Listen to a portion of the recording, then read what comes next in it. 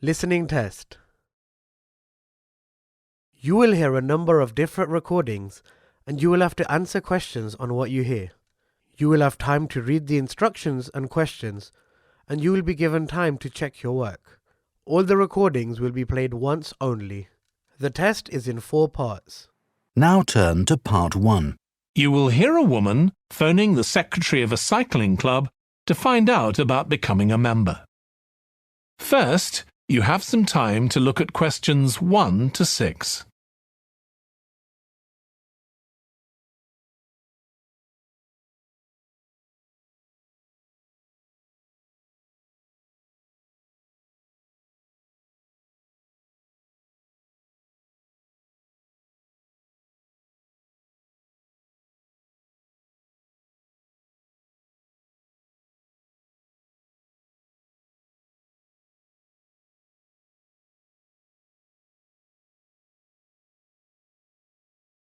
Now we shall begin.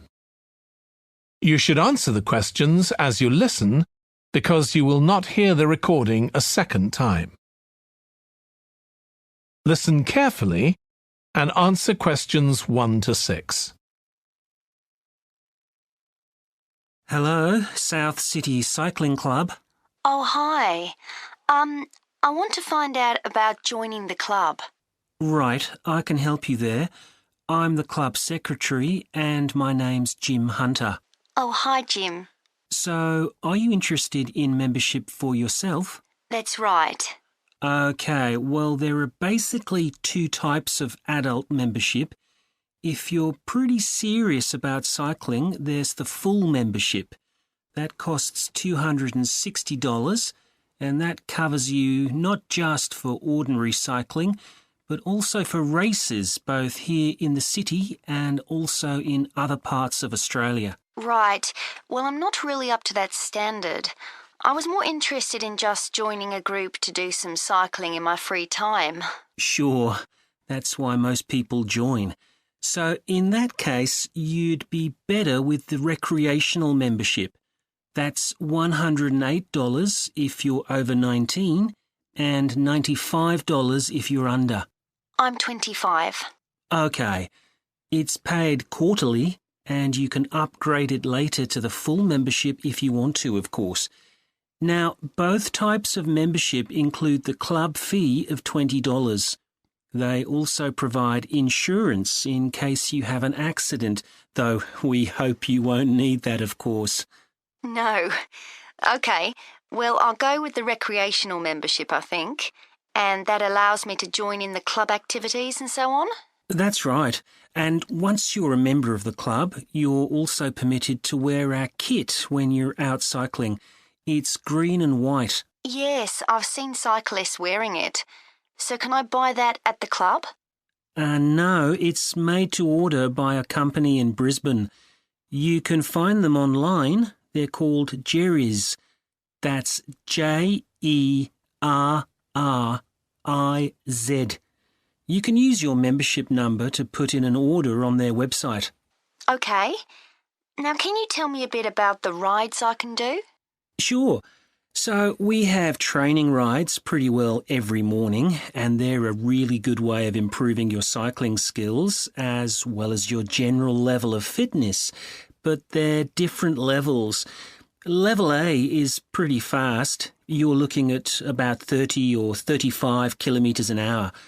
If you can do about 25 kilometres an hour, you'd probably be level B. And then level C are the novices who stay at about 15 kilometres per hour. Right. Well, I reckon I'd be level B. So when are the sessions for that level? There are a couple each week. They're both early morning sessions. There's one on Tuesdays, and for that one you meet at 5:30 a.m, and the meeting point's the stadium. Do you know where that is? Yes, it's quite near my home, in fact. Okay, and how about the other one? That's on Thursdays. It starts at the same time, but they meet at the main gate to the park. Is that the one just past the shopping mall? That's it. Before you hear the rest of the conversation, you have some time to look at questions 7 to 10.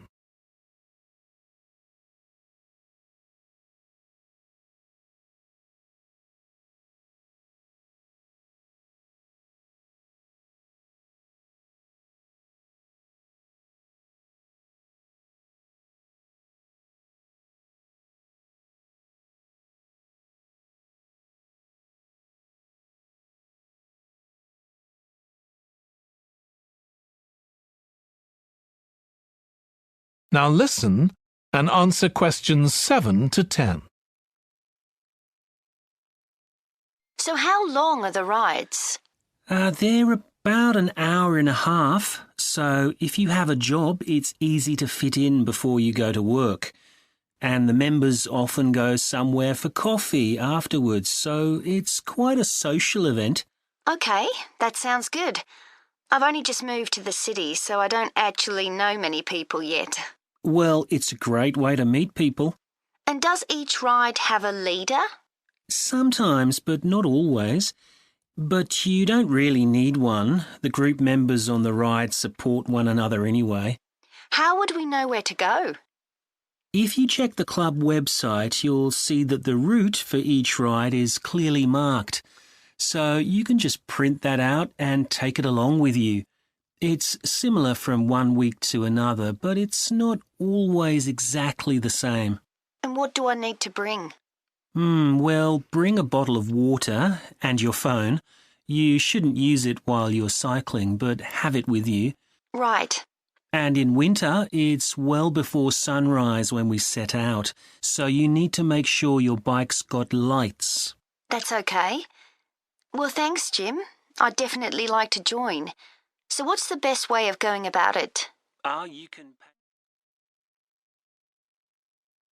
That is the end of section 1. You now have half a minute to check your answers.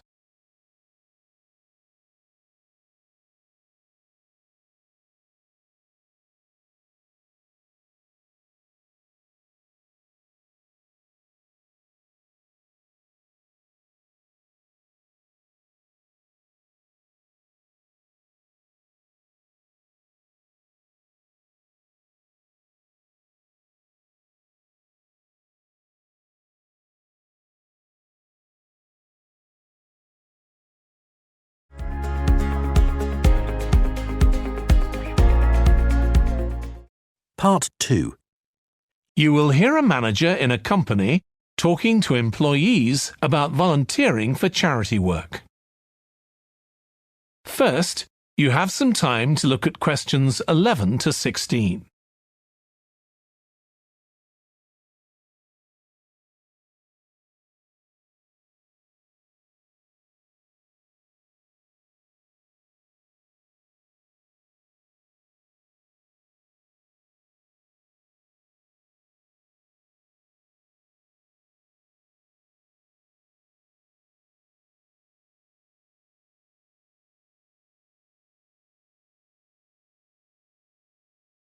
Now listen carefully and answer questions 11 to 16. Thanks for coming, everyone. Okay, so this meeting is for new staff and staff who haven't been involved with our volunteering projects yet. So, basically, the idea is that we allow staff to give up some of their work time to help on various charity projects to benefit the local community. We've been doing this for the last 5 years, and it's been very successful. Participating doesn't necessarily involve a huge time commitment. The company will pay for 8 hours of your time. That can be used over 1 or 2 days all at once, or spread over several months throughout the year. There are some staff who enjoy volunteering so much, they also give up their own free time for a couple of hours every week. It's completely up to you. Obviously, many people will have family commitments and aren't as available as other members of staff. Feedback from staff has been overwhelmingly positive. Because they felt they were doing something really useful, nearly everyone agreed that volunteering made them feel more motivated at work. They also liked building relationships with the people in the local community, and felt valued by them. One or two people also said it was a good thing to have on their CVs. One particularly successful project last year was the Get Working project. This was aimed at helping unemployed people in the area get back to work. Our staff were able to help them improve their telephone skills, such as writing down messages and speaking with confidence to potential customers, which they had found quite difficult. This is something many employers look for in job applicants, and something we all do without even thinking about every day at work. We've got an exciting new project starting this year. Up until now, we've mainly focused on projects to do with education and training, and we'll continue with our reading project in schools and our work with local charities. But we've also agreed to help out on a conservation project in Redfern Park. So if any of you fancy being outside and getting your hands dirty, this is the project for you. I also wanted to mention the annual Digital Inclusion Day, which is coming up next month. The aim of this is to help older people keep up with technology. And this year, instead of hosting the event in our own training facility, we're using the ICT suite at Hill College, as it can hold far more people. We've invited over 60 people from the Silver Age Community Center to take part, so we'll need a lot of volunteers to help with this event. If you're interested in taking part, please go to the volunteering section of our website and complete the relevant form. We won't be providing any training for this, but you'll be paired with an experienced volunteer if you've never done it before. By the way, don't forget to tell your manager about any volunteering activities you decide to do.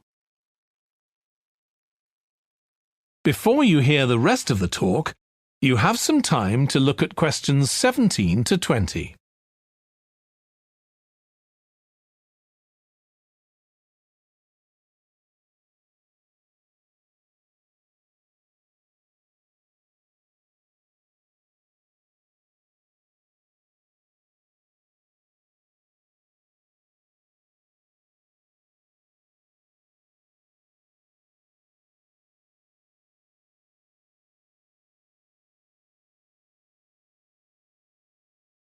Now listen and answer questions 17 to 20. The participants on the Digital Inclusion Day really benefited. The majority were in their 70s, though some were younger, and a few were even in their 90s. Quite a few owned both a computer and a mobile phone, but these tended to be outdated models. They generally knew how to do simple things like send texts, but weren't aware of recent developments in mobile phone technology. A few were keen to learn, but most were quite dismissive at first. They couldn't see the point of updating their skills. But that soon changed. The feedback was very positive. The really encouraging thing was that participants all said they felt much more confident about using social media to keep in touch with their grandchildren, who prefer this form of communication to phoning or sending emails.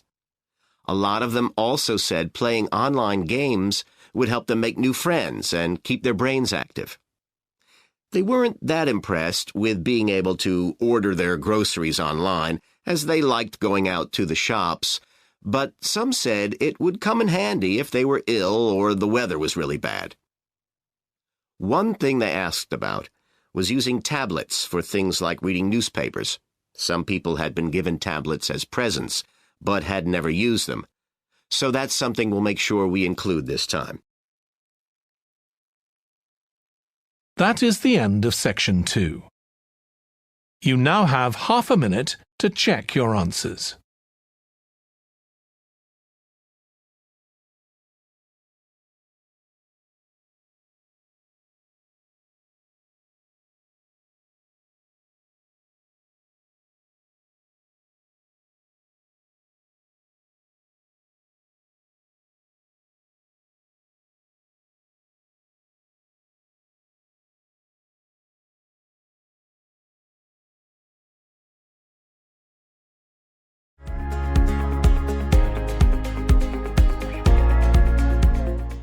Part 3.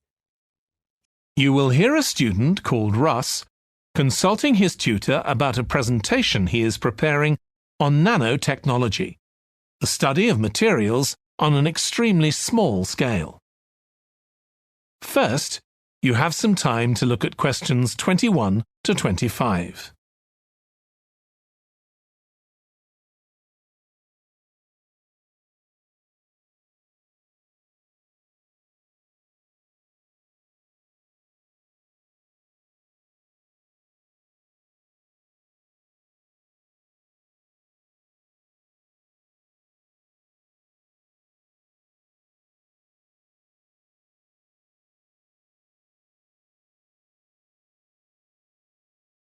Now listen carefully and answer questions 21 to 25.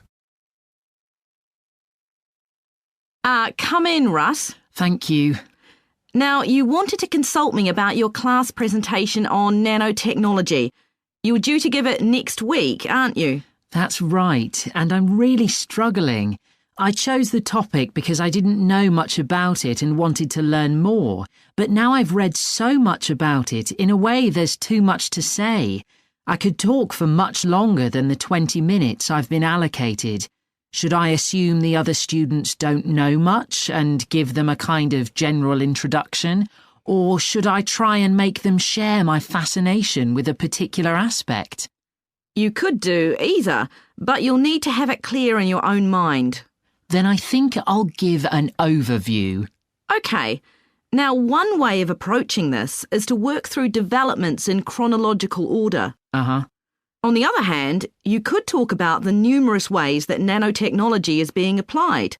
You mean things like thin films on camera displays to make them water repellent and additives to make motorcycle helmets stronger and lighter?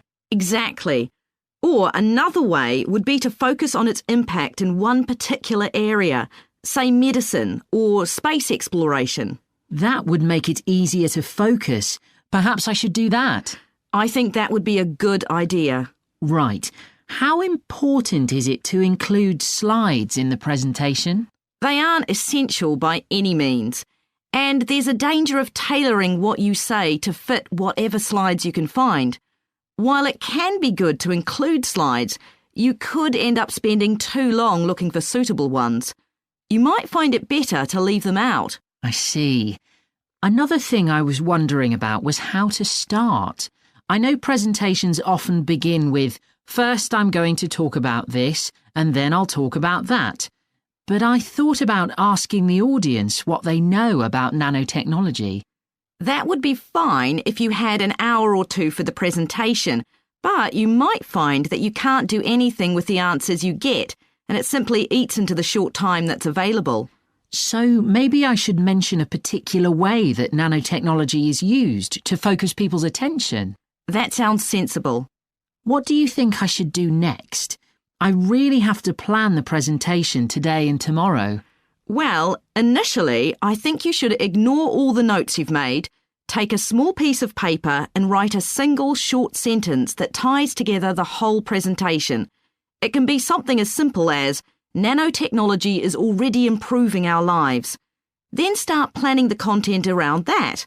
You can always modify that sentence later if you need to. OK. Before you hear the rest of the discussion, you have some time to look at questions 26 to 30.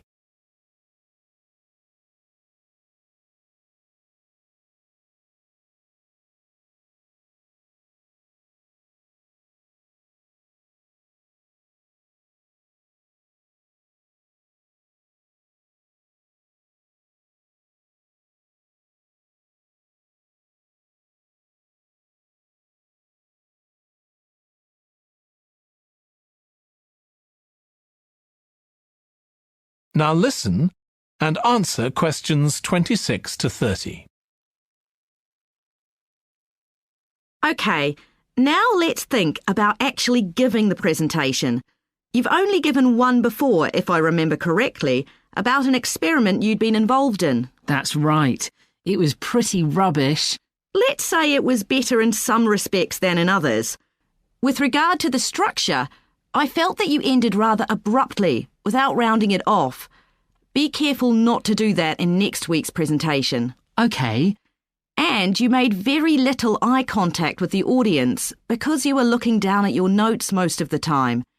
You need to be looking at the audience and only occasionally glancing at your notes. Your body language was a little odd. Every time you showed a slide, you turned your back on the audience so you could look at it. You should have been looking at your laptop. And you kept scratching your head, so I found myself wondering when you were next going to do that, instead of listening to what you were saying. Oh dear. What did you think of the language? I knew that not everyone was familiar with the subject, so I tried to make it as simple as I could. Yes, that came across. You used a few words that are specific to the field, but you always explained what they meant, so the audience wouldn't have had any difficulty understanding. I must say, the handouts you prepared were well thought out. They were a good summary of your presentation, which people would have been able to refer to later on, so well done on that. Thank you. Well, I hope that helps you with next week's presentation. Yes, it will. Thanks a lot. I'll look forward to seeing a big improvement then. That is the end of section 3. You now have half a minute to check your answers.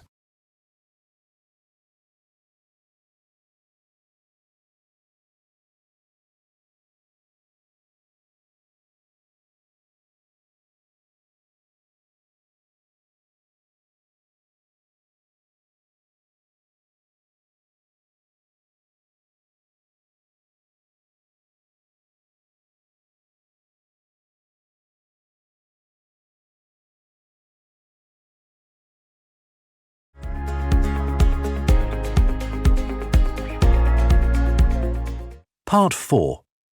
You will hear a lecturer in psychology talking about a type of memory. First, you have some time to look at questions 31 to 40.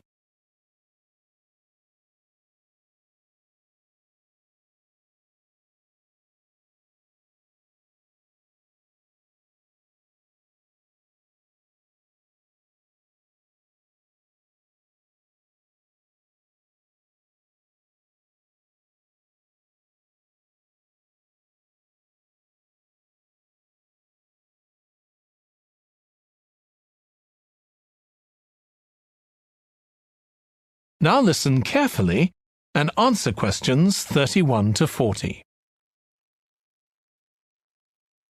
Today, we'll be continuing the series of lectures on memory by focusing on what is called episodic memory and what can happen if this is not working properly.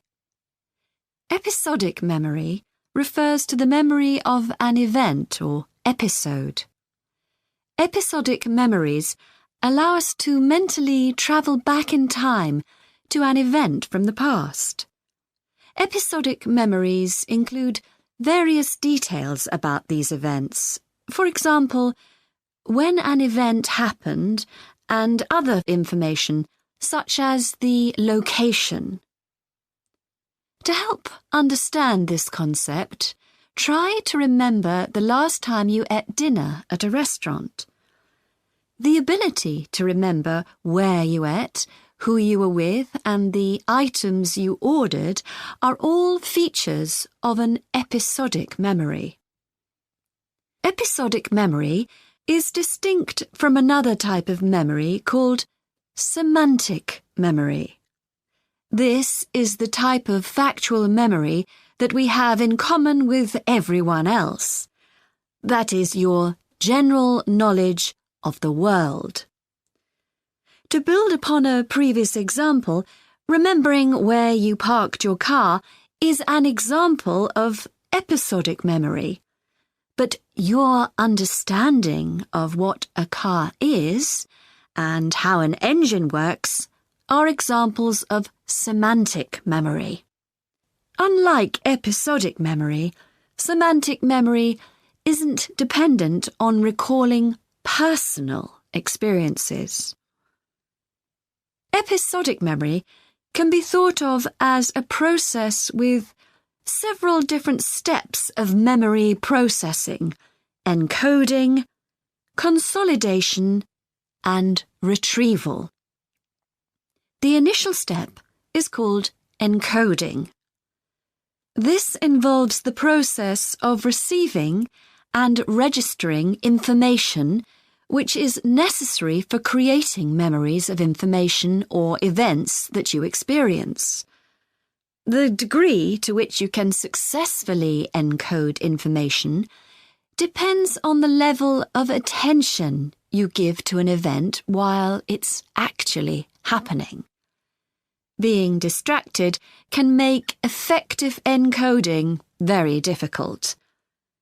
Encoding of episodic memories is also influenced by how you process the event. For example, if you were introduced to someone called Charlie, you might make the connection that your uncle has the same name. Future recollection of Charlie's name is much easier if you have a strategy to help you encode it. Memory consolidation, the next step in forming an episodic memory, is the process by which memories of encoded information are strengthened, stabilized, and stored to facilitate later retrieval. Consolidation is most effective when the information being stored can be linked to an existing network of information. Consolidation makes it possible for you to store memories for later retrieval indefinitely. Forming strong memories depends on the frequency with which you try to retrieve them. Memories can fade or become harder to retrieve if they aren't used very often.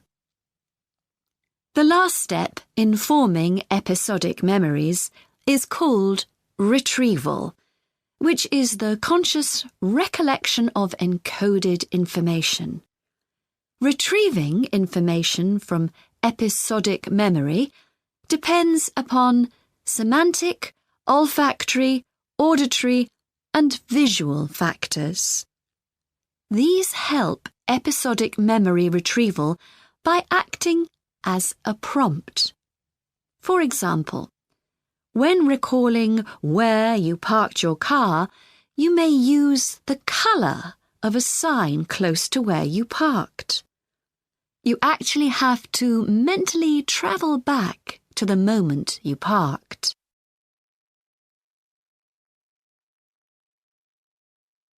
There are a wide range of neurological diseases and conditions that can affect episodic memory.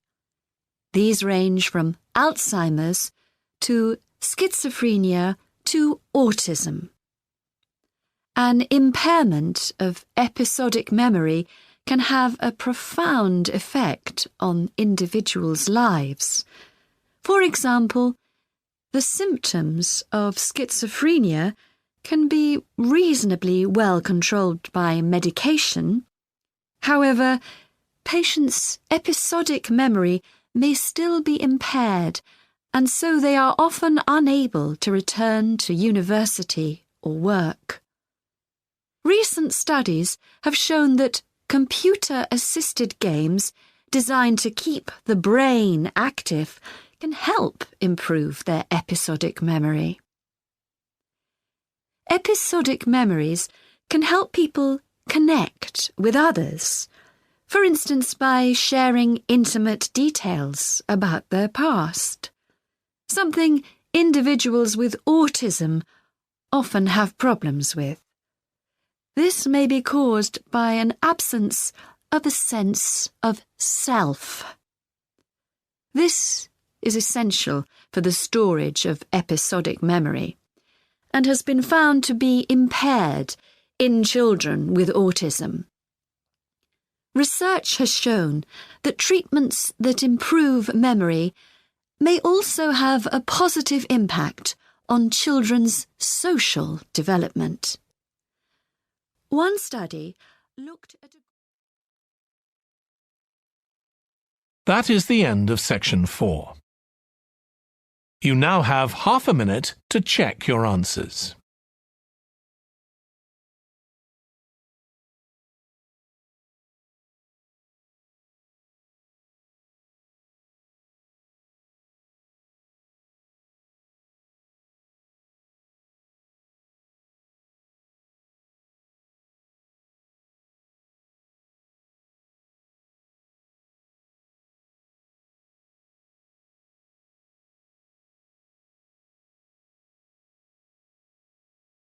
That is the end of the listening test.